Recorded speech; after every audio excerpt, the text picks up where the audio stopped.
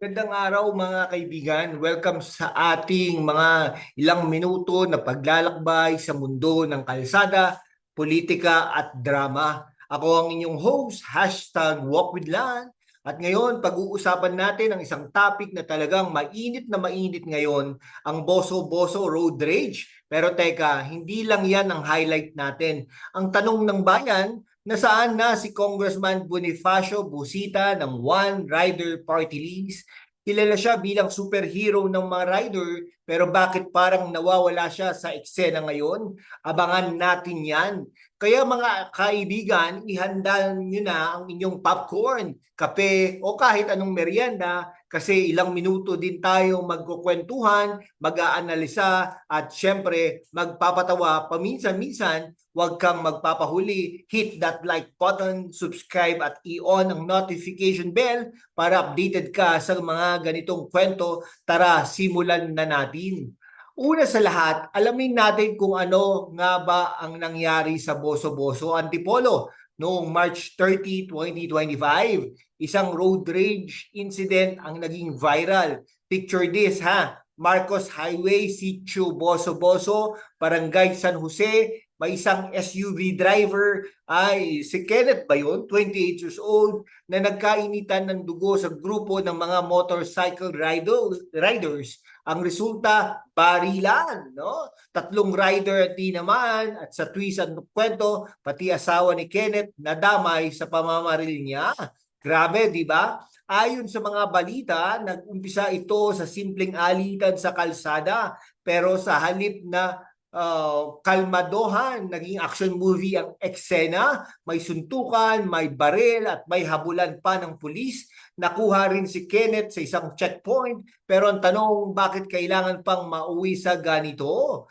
Kaya naman mga kaibigan, dito natin makikita kung gaano kaseryoso ang problema sa road rage sa Pilipinas. Hindi lang ito isolated case, parang every week may ganitong balita. Pero teka, bago tayo magmalalim, tingnan natin ang detalye. Tatlong rider ang nasugatan, isa sa kanila namatay na raw. Si Kenneth nasa kustodiya na at nahaharap sa kasong murder at frustrated murder. Pero ang mas nakakagulat, ongoing pang election gun ban. Kaya lang lumala ang kaso niya. Alam nyo kung ako ang tatanungin, parang pelikula ito ha, na Fast and Furious meets ang probinsyano. Pero sa totoo lang, hindi nakakatuwa kapag buhay ang nakataya. Kaya nga nabat may leader na magsasalita tungkol dito, di ba? At doon papasok si Kong Busita. O teka, hindi pa pala siya pumapasok sa kwento natin. Sa tingin niyo mga kaibigan, ano ang dapat gawin ng sa mga ganitong road rage? I-comment niyo dyan sa baba at babasahin natin sa mga susunod na video ang mga sagot ninyo. Okay, bago natin tanungin kung nasaan siya, kilalanin muna natin si Congressman Bonifacio Busita. Sino ba siya? Si Kong Boni ay hindi lang basta politikong nakaupo sa Kongreso, siya rin ay dating police, motorcycle rights activist, at founder ng Rider Safety Advocates of the Philippines o RSAP. Imagine, mula sa pagiging Highway Patrol Group Officer hanggang sa pagiging representative ng One Rider Party List sa House of Representatives. Naging sikat siya noong 2021 dahil sa isang viral video. Tinulungan niya ang isang mag-asawang rider na tinitikitan ng MMDA dahil ang back rider nakatsinelas lang. Dito nagsimula ang kanyang imahe bilang tagapagtanggol ng mga rider at noong 2022 nanalo ang One Rider Party List ng 2 upuan sa Kongreso. Kaya naging congressman siya. Ngayon, 2025 na, tumatakbo siyang senador bilang independent candidate. Ang plataforma niya, road safety at karapatan ng mga motorista. Parang superhero siya ng mga rider, di ba? Pero teka, kung superhero siya, bakit parang nawawala ang kapa niya ngayon? Hindi ba dapat siyang unang-unang magsasalita tungkol sa Boso-Boso incident, lalo na't riders ang sangkot?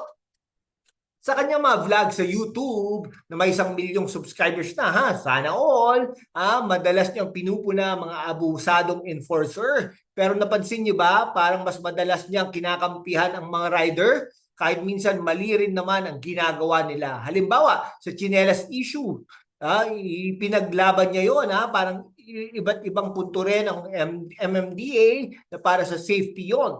Dito din makikita ang kanyang bias. Pro-rider talaga siya. Kahit minsan para nakalimutan niya ang balance ng batas.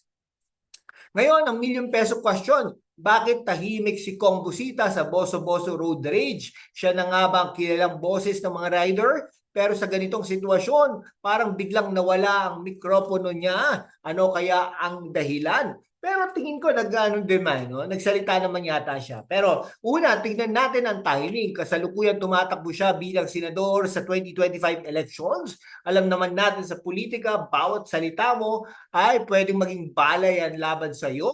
Baka iniisip niya kung magsalita ako, baka ma-offend ko ang mga rider ko o kaya naman baka masira ang imahe ko sa ibang sektor.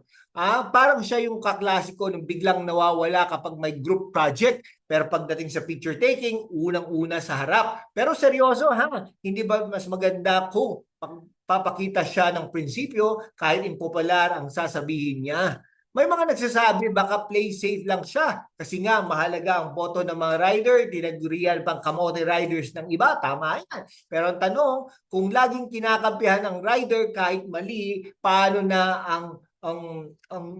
paano natin tamang disiplina sa kalsada? Sa kanyang katahimikan, parang sinasabi niya, huwag kang magmalaki, baka mawalan ka ng boto. Naku po, pero bilang leader, hindi ba't mas mahalaga magsalita ng tapat kaysa maghintay lang ng tamang timing? Sa totoo lang, hindi naman kailangan ng agarang reaksyon sa lahat. Pero sa isyong ganito na may kinalaman sa riders na siya mismo ang kumakatawan, ang katahimikan niya parang simbolo ng takot, takot mawalan ng suporta, takot maging kontrobersyal. Ano nga bang reaksyon ng madla? Sa X, maraming nagtatanong din na saan si Busita. May mga nagsasabi dapat siyang unang magsalita. Riders advocate yan, pero may mga cynical din. Tahimik siya kasi kampanya na ayaw mawalan ng boto yata. No, tingnan natin ang ilan sa mga comments, no? Salamat sa mga ating mga kaibigan. Nakikita natin dito kung gaano ka-polarizing issue na ito. Ano sa tingin ninyo? Dapat ba siya magsalita? Okay lang ang katahimikan niya. Ayan ha mga kaibigan, ilang minuto na tayong nagkukwentuhan tungkol sa Boso-Boso Road Rage sa katahimikan ni Kong Busita.